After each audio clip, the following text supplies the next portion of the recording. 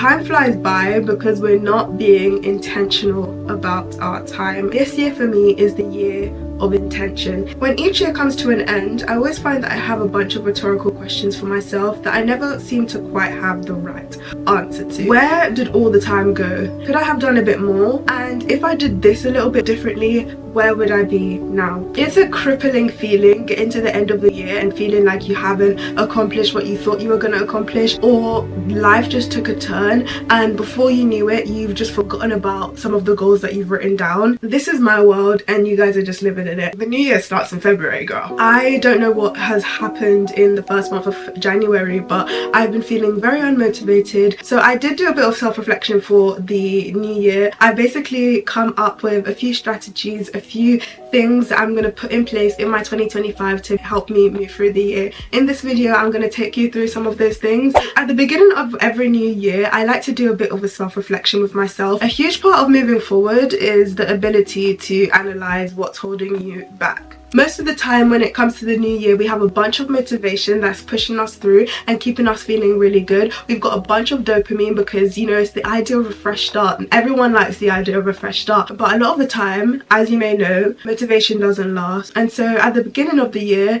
you might be feeling this way and feeling really good. After a couple of days or maybe a couple of weeks, you get those days where you're feeling really shit. And I think this is a big reason why 23% of people quit their goals by the end of the first week of January and 43% of people quit their goals by the end of January. I have come to the conclusion that it's certain qualities that get you through the difficult times, and it's certain qualities that are going to allow you to actually complete those goals. And some of those qualities might be discipline, consistency, persistence, resilience, all of those things. Those are the qualities that you need to work on to make sure that you can get through those days where you're just not feeling it and you just don't even want to think about your goals. So I don't know if you guys know, but I am an introspective queen. I love to think about my life and to think about, you know, how I can just become the baddest bitch possible. So I have a little introspective exercise that I think is going to get your mind working a little bit and just sort of help you if you need a bit of guidance on how to approach the new year. So what I normally do is, number one, think about how I'm feeling about my new year overall. Maybe you want to like drop this down in 3 words, or maybe you want to just have an overall theme of the new year. And then what I did is I identified a bit of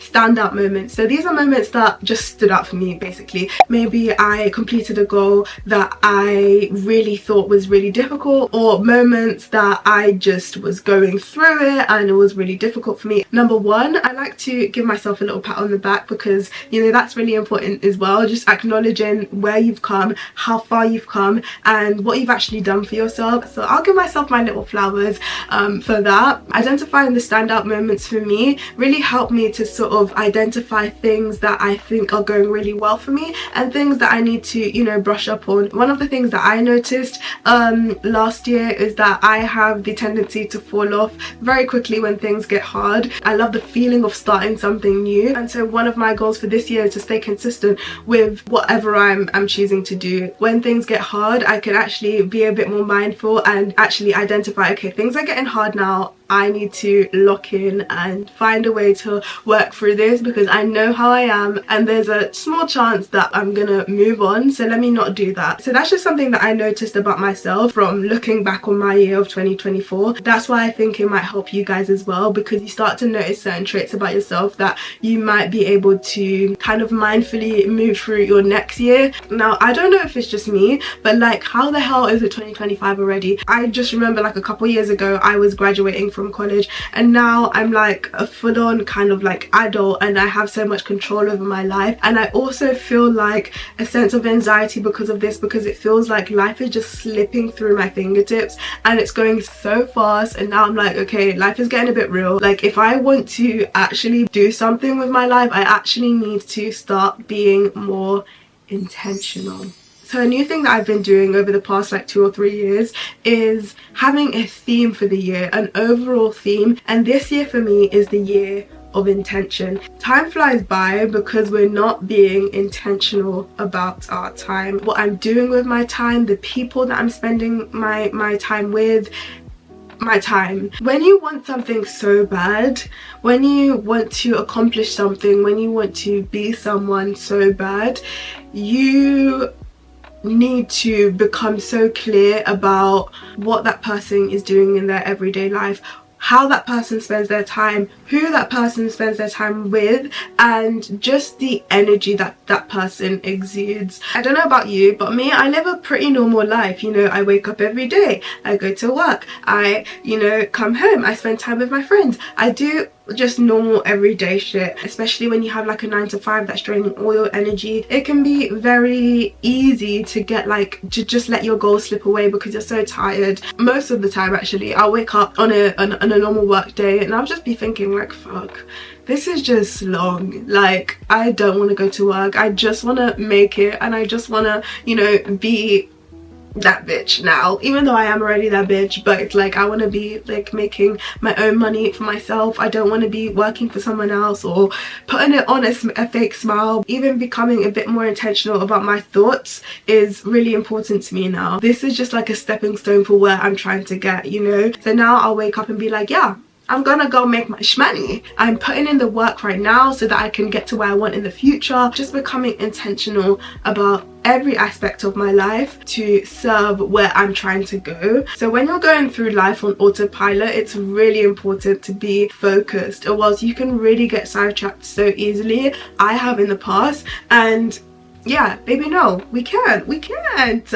I actually got a calendar a couple months ago. I don't know about you, but I never really check what date it is until I'm like asked the date. It's really been helping me become a bit more mindful of just like everything. The main thing being time, and how time is literally flying by. There's something about it, I can't really put it into words. Every day I'll wake up in the morning and I'll change the date on the calendar. I'm actually realizing that, you know, time is ticking and, you know, days are moving by, and so that's just allowed me to become a bit more intentional about how I'm choosing to spend my time every day and what I'm choosing to invest my time into every day, because time is ticking and I'm seeing it change every single day in front of me. But how are you going to become more intentional about your goals and actually complete them? One thing that I'm going to be doing religiously this year is doing weekly or monthly checkups with myself, and you're just checking up with yourself. How are things going? What's going well? What's not going well? Reading over your goals. Remind myself that, you know, I wanted to complete this goal by the end of this month, so okay, what's going well? What do I need to do more of?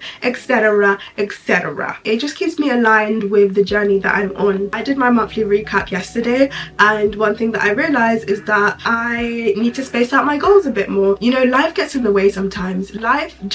There might be changes in your environment that you just have no control over, and what these weekly and monthly checkups are doing for me is they're like allowing me to readjust my plan based on what's going on in my life, based on how I'm feeling and my journey and my like external environment. A huge part of this process as well is really just acknowledging yourself and acknowledging how far you've come. One of my biggest goals for this year is to, you know, get my driver's license and just fucking pass. I passed my theory test last week, and you know, I'm really proud of myself because I get to tick off one of the things that I wrote down for myself. That might not be like the big goal, which is to get my driver's license. It's still a step that I've taken, and so one thing that I like to do as well is to acknowledge that and to celebrate my little goals. You need to make sure that you're celebrating these things, especially if you haven't told anyone about them, because no one else is going to celebrate you like you will. No one else will understand how much time and effort and blood, sweat and tears that went into these things. When I have realized that, oh my gosh, I actually did this, oh my gosh, I'm actually taking something off the list, I need to celebrate that. I just always love to find an excuse to celebrate myself, honestly. At the end of the day, who else is going to do it for you? Yeah, sometimes I'll go and I'll buy myself flowers, sometimes I'll buy myself my favorite perfume that has been on my mind for ages, but now I deserve it, you know. I actually have a reason to buy myself that thing. Make sure you just acknowledge that, or else a lot of the time you can just be focused on the end result, which is like the big goal. For example, getting your driver's license, that you actually forget that, okay, like I've actually been, you know, practicing every day, studying every day. I've done the first step, which is pass my theory. That needs to be celebrated because you are doing what you need to do. And then lastly, what I like to do during my monthly or weekly checkups is do a little plan for my next week based on what I want to achieve in my new year. And the book Atomic Habits kind of touches on this theory about setting systems instead of goals, and it's basically the theory of just getting 1% better every day rather than trying to cram everything in or taking a big leap. Putting in the small steps every day to get 1% better. Systems just prioritize consistent actions, consistency, discipline, making sure that you show up for yourself even if it's in the tiniest way every day. Another thing that might help you along this journey is having a accountability partner. Now this is just basically someone who keeps you accountable, someone who keeps you on track. It's someone who reminds you of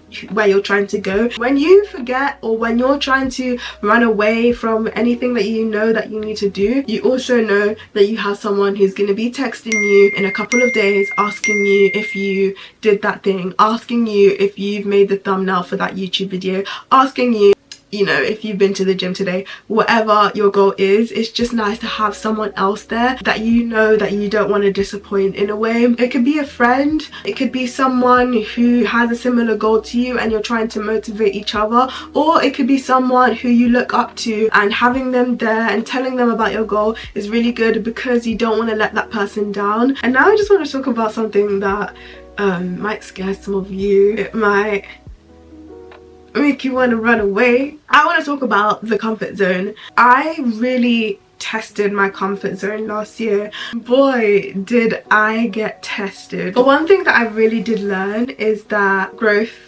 happens outside of your comfort zone. The way you feel when you break through a barrier that you never thought you would be able to break through, or truly believing that everything is going to go wrong and then being completely surprised that everything actually went right, is the best feeling in the entire world. I started DJing at the end of 2023. I just love good music with a good melody, a good bass, and something just groovy shit I love. Today is my first play out and I'm so proud of myself.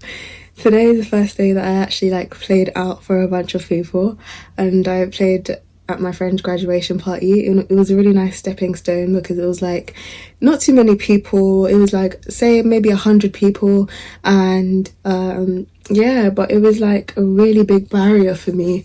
I was really just getting in my head and everything, and I was just saying to myself, oh my god, this is just a lot, and everything that could go wrong. I was really in my head, even about to accidentally forget my USB so I didn't have to play and just all these things. But I was just really present and just aware of all these things that I was doing, and I just watched them and moved past them, and I really implemented my motto today, which was feel the fear and do it anyways. And that's what I did today, and I was so proud of myself. I was hit with an opportunity from a friend of a friend to come and play at an event. I was completely petrified. Long story short, did the event, played to a bunch of people. Everyone loved my music taste. I had so many people coming up to me after saying oh, do you have a card, you know? It was honestly a game changer for me. And one thing you'll notice is that once you break a threshold, or once you break a barrier, you want to do it again. You want to do more. You want to do that again, but more. You want to do bigger and better things. And I genuinely felt my comfort zone expand on that day. One thing that I did learn is that I need to keep coming out of my comfort zone, because it is the one thing that's going to allow you to skyrocket when it comes to confidence, when it comes to really breaking out of your shell and just becoming the best version of yourself. You can't stay in your comfort zone. If you already have a list for 2025 right now, I really want you to be intentional about that list and make sure that there's a couple things on that list that you have no idea or are completely petrified to do, but you know deep within that you want to do that thing. Don't push yourself too much. Don't throw yourself in the deep end. Make sure that you prepared for whatever you're doing. As long as you are confident in your skills, that's all you need basically, because you're always going to feel like you're not good enough. You're always going to feel like, you know, it's not the right time, I'm not ready, all of these things. But as long as you know that you're prepared, you know you can do that thing. Listen to that inner voice, listen to that intuition, that little voice within you that's telling you, I need to do this, I don't know why, but I want to do this. Listen to it and do it. You cannot hate yourself into change. You're human. You're not perfect. Life is not easy. So one thing that I'm really becoming intentional about right now is making sure that I'm being kind to myself in this process. Being compassionate is just really, it's only gonna benefit you. So if you're doing a monthly recap and you're like, oh shit, I actually haven't like done what I said I was gonna do, it's okay. It's okay. For me, as long as I know that I'm putting in the work, whatever the outcome is, it's kind of out of my control. It's about finding the balance between being compassionate and kind to myself and knowing when to take a break, but then also knowing when, okay, I'm maybe not doing enough. I know that I can be doing more. Just finding that balance and making sure that that works for you. I like to set aside time where I'm intentionally relaxing. After 10 p.m, do not disturb is on. Get a nice cup of tea and put on my favorite, you know, program and intentionally just log off from the world. But yeah, honestly, I don't want to tell you guys what to do for your 2025. That's completely up to you, but I think these are some things that could help your 2025 be a bit more fruitful, eventful, and just help you on your journey. Yeah, I hope that you guys have an amazing year, and honestly, like, I want to know what goals you have planned. Like, write it down in the comments. I want to hear about you guys' goals and where you're trying to go. Just interact in the comments and let me know like what you're trying to get into. I also wanted to now take this time to just acknowledge all of you. I want to acknowledge you right there behind this camera and just say thank you so much. I'm grateful for, you know, the comments, I'm grateful for the likes, I'm grateful for the views, the subscribers. I'm grateful for you just being here and actually listening to what I have to say. All of you have just really reinforced and have been comforting my inner child. Honestly, I actually feel like my work is being acknowledged and it just feels really nice. So thank you so much for being here. It means the world to me, and I'm going to continue to show up for not only me but also for you. I hope this video helped you guys in some type of way, and yeah, I'll see you guys soon. Hey.